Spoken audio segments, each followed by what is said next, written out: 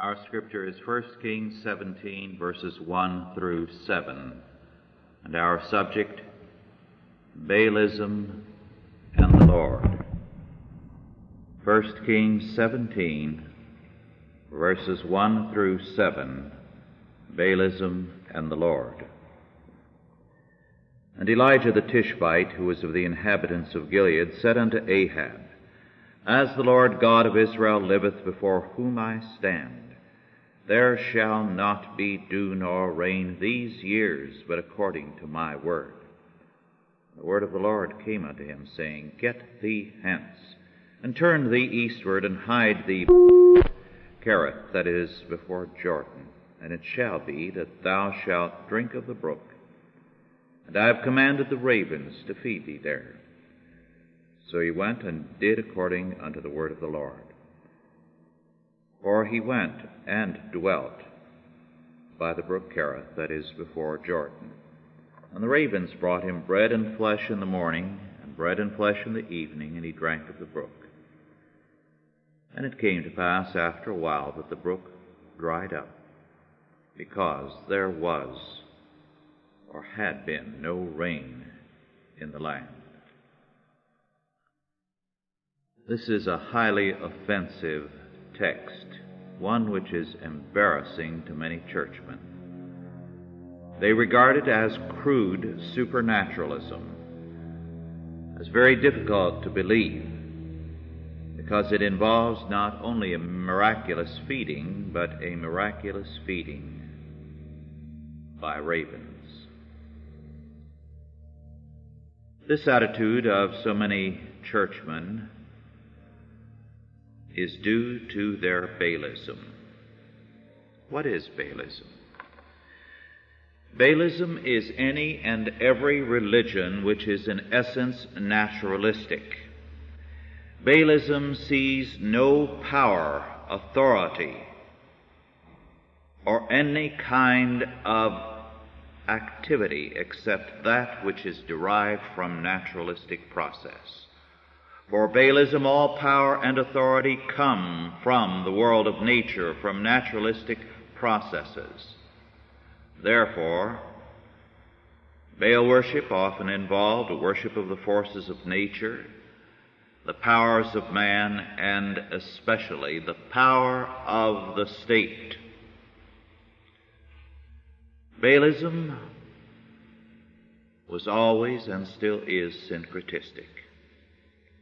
Baal worship is ready to change from one Baal or power to another. Again and again throughout history, men have chosen the winning side as a religious act, because for them power is what they worship. After all, we have existentialism, which emphasizes the moment and the powers of man. We have the thought of Mao Zedong, which says power proceeds from the gun barrel.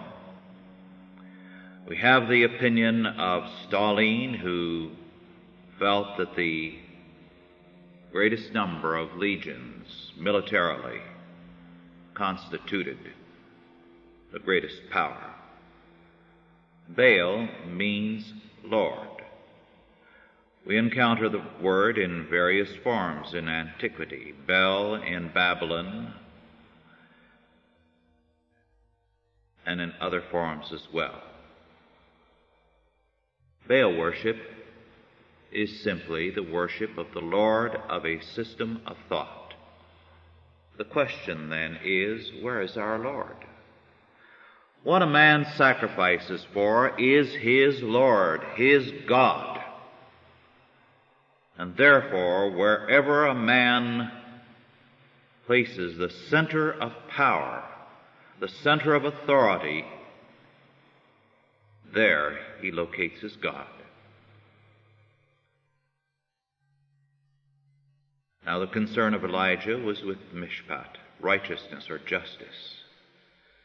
And the question, of course, throughout history has been, from whence cometh justice? From whence righteousness?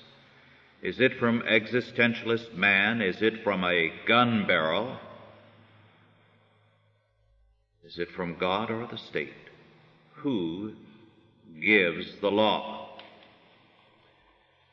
Asaph has an answer to this in Psalm 75, verses 6 through 8. Asaph declares, "For promotion cometh neither from the east, nor from the west, nor from the south. But God is the judge. He putteth down one and setteth up another. For on the hand of the Lord there is a cup, and the wine is red, it is full of mixture, and he poureth out of the same. But the dregs thereof, all the wicked of the earth, shall wring them out and drink them." According to Asaph, power is not of this world, but of the Lord, a God who is beyond history. And God, as the judge, raises up one and puts down another and governs all of creation. It is He who brings judgment upon the ungodly. It is He who nullifies all human power and brings it to naught. Asaph is emphatic as to his answer. Judgment is of the Lord. The Lord is the God, the triune one. Jeremiah 10:23 and 24 speaks also to the subject. "O Lord, I know that the way of man is not in himself. It is not in man that walketh to direct his steps. O Lord, correct me, but with judgment, not in thine anger, lest thou bring me to nothing." For Jeremiah very clearly, man, having been created by God, can never understand himself except in terms of the Lord, because the way of man is not in himself. It is not man who determines his own being, nor creates his own nature, the existentialist the contrary. It is not in man that walketh to direct his steps. And so man needs the Lord. "O Lord, correct me, but with judgment, not in thine anger, lest thou bring me to nothing." All this is to the point in terms of Elijah's experience. God, in his providence, brought judgment upon all Baalism. The drought struck Israel. And not only Israel, but all the lands round about. God declares through the psalmist in Psalm 24, verse 2, that life is founded upon the seas, that there is no security for man in this world, but only of the Lord. Psalm 93, verse 3 declares, "Thou turnest man to destruction, and sayest, Return, ye children of men." Scripture is emphatic that the plagues, the floods, the droughts, the disasters of history are the judgment of the Lord, that God in his judgment never allows man to have security in this world, lest his trust in this world be maintained. The Baals of this world are consistently destroyed. Thus God brings drought, a devastating and a radical drought upon Israel and all of the world round about.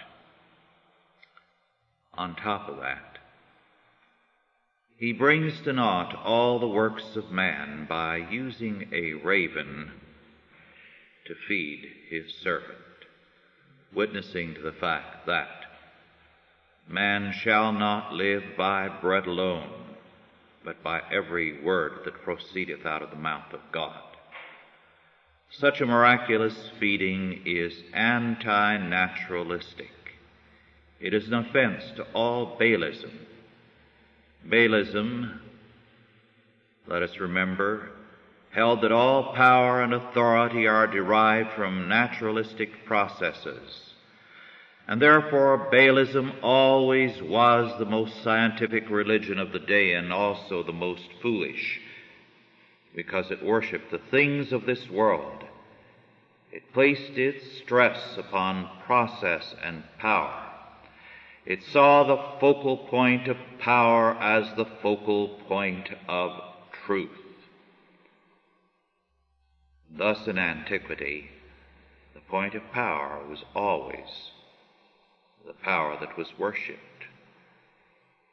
It was the power that was seen as the truth. This is the kind of thinking we have today in men like Eric Vogelin, who sees a variety of truths throughout human history and leaps in being, so that as a new focus comes to human history and power, a new focal point of truth appears. Vogelin is perhaps the greatest single philosopher of our day for modern Baalism. Moloch worship, of course, was the worship of the state. It was a form of Baalism. Now, when Elijah speaks, he declares, and this is his word to Ahab, "As the Lord God of Israel liveth, before whom I stand, there shall not be dew nor rain in these years, but according to my word." In a radical defiance of Baal worship, of the state and of Ahab, God makes himself and his servant Elijah the point of power. Elijah was in his person the epitome of helplessness, one lone man against the powers of a powerful state. But it shall be, Elijah says, according to my word. God has given me the power to determine the length of the drought and the point of its termination. The psalmist says of the saints of God, "He suffered no man to do them wrong. Yea, he reproved kings for their sake, saying, Touch not mine anointed, do my prophets no harm." God protects the man of faith. Humanism is our modern Baalism. Humanism is that form of Baalism in our time which says that man is the center of power and creation, and therefore man is the determiner of law, of righteousness, of justice, that it is the word of man that must prevail.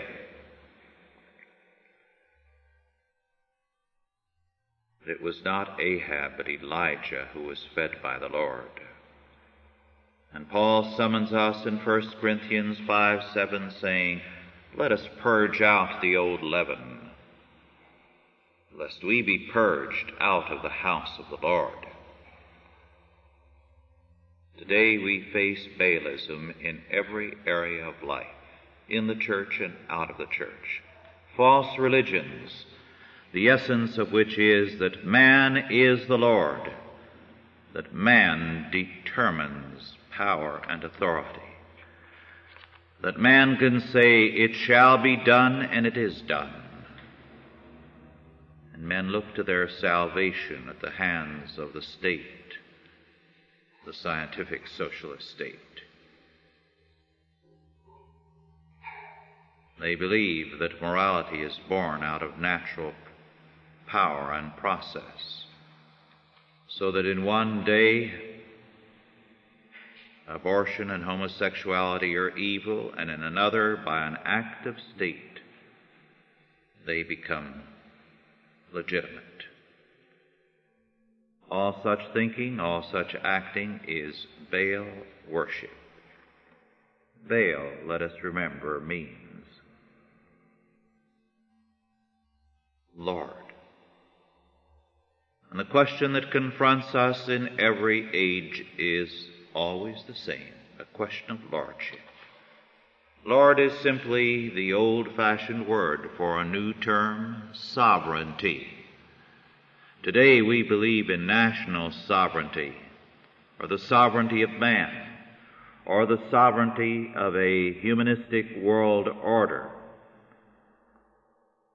But the Word of God declares through Elijah and through all the saints of old that God alone is the Lord. He is the sovereign. Where is your Lord and mine? Where we locate our God, there we locate all our hope, all our power, all our authority, and our future. We determine all our todays, yesterday, today, and tomorrow in terms of our faith. We sacrifice to that which is our God. And if our God is ourselves or our family, then we sacrifice to that rather than to the living God.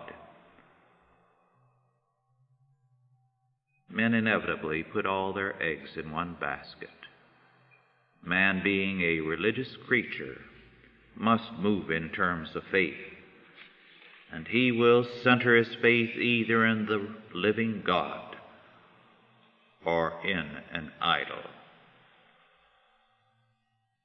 We have here a conflict between Baalism and the Lord.